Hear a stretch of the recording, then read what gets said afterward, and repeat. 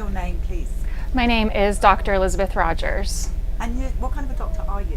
I am now a health and longevity doctor, but I'm also a Harvard-trained epidemiologist and researcher. So, how old were you when you took the HPV Gardasil shot? I was 18, a freshman in college, and I'll never forget, I was trained by the Western healthcare system, so I believed in everything that I was taught, and I'll never forget my mom calling me one day while I was walking to class, told me that she got a letter in the mail from my university saying that it was required that I go get an HPV shot. And so I went running to student health, pulled up my sleeve, and that's how it all started. And how many of those shots did you get, the Gardasil? The Gardasil, I believe there was a series that was 3 maybe? Yes, and I know for a fact that I would have completed the series because, that's what I thought you were supposed to do. So you're an obedient person? Yes, I was, but I'm not anymore. So, what made you think that the Gardasil was a problem? Did you feel ill? I didn't think it was a problem at all until, honestly, more recently in my lifetime. So, right after I got the series of shots, I started getting extremely sick every 3 to 4 weeks. I was bedridden in my dorm room at student health on IV antibiotics because I was that incredibly sick. And as soon as I'd overcome it, the cycle would start itself over again. And I lived through this vicious cycle for years until I was 23 years old when I had a near-death experience. And then I spent the next decade after that battling chronic illness. During that time, I was training as a doctoral student in epidemiology and doing extensive research. And my near-death experience is what really opened my eyes. Wow. So what really happened was I had kidney stones, massive kidney stones, which is extremely rare for a 23-year-old young female adult. Kidney stones are typically most common in older adult men.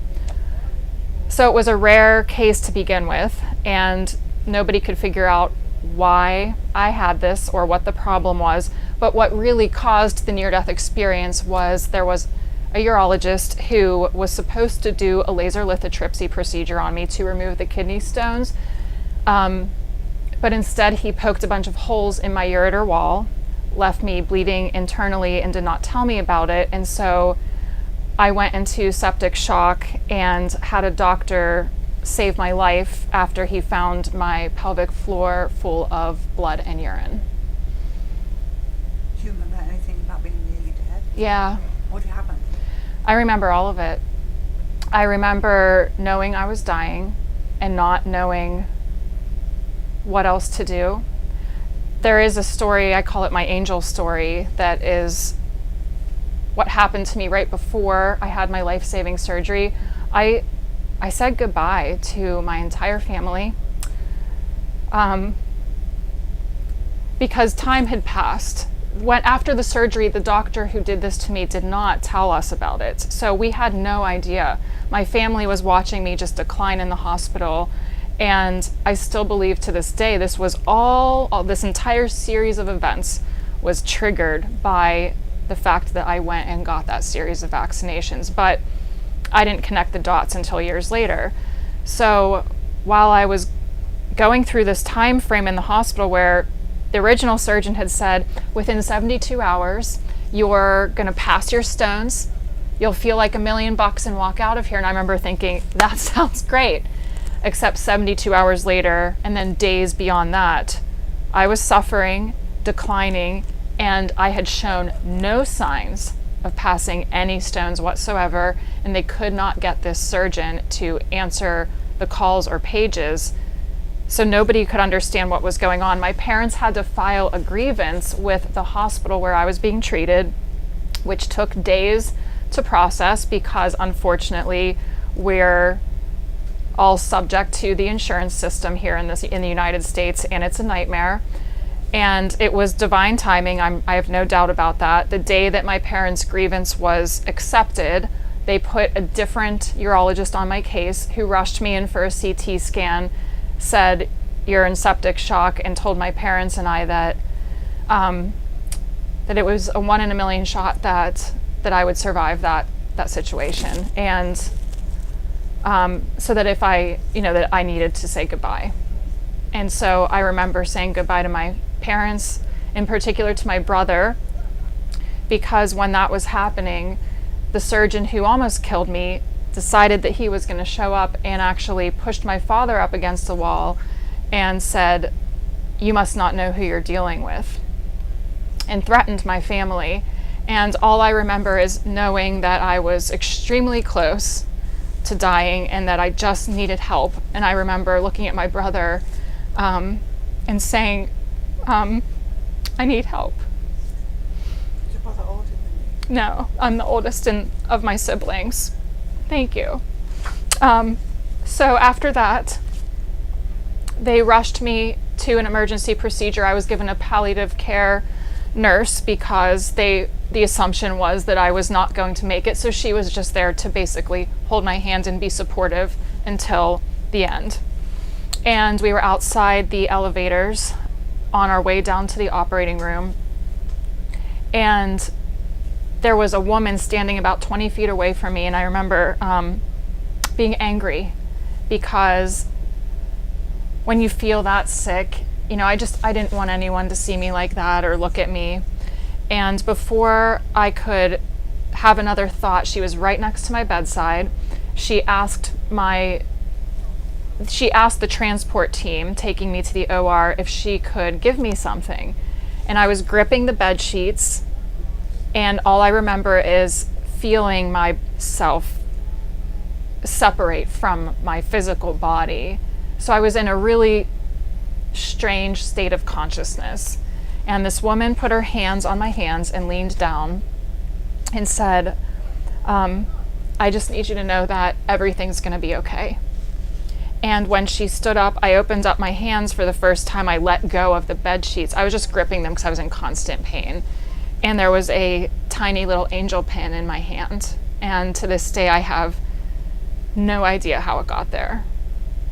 And when I looked up to say thank you to her, she was gone. And to be honest, I thought I hallucinated the entire thing because I was on so many IV drugs to deal with the pain and prepping me for surgery. So I asked the transport team if this was all real, and they told me it was. And I asked if they could take the angel pin with us. And somehow, some way, against all the odds, I woke up on the other side, still here on planet Earth, and that angel pin was pinned on my pillow. And I knew in that moment that I'd only survived for one reason, and it was because I'm here to serve. And that's all I've cared about ever since that day. Wow. And I remember all of it. And I'm actually about to write my first book, and I'm going to write about part of this story. And what are you doing now? You are really helping people.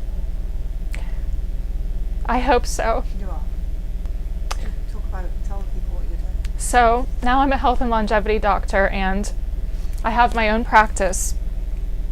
After that near-death experience, I went through a decade and beyond of battling every chronic illness you could possibly imagine, and not just physical, emotional, mental. I battled PTSD, anxiety, depression, every GI issue I was diagnosed with, you name it, and they told me I had it, every label.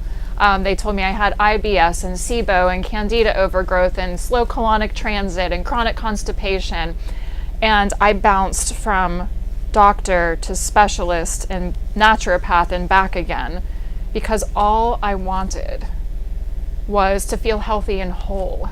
I just wanted to feel whole, mind, body, and spirit. And nobody was doing anything except offering me a piece of the puzzle, another prescription, and that wasn't good enough for me.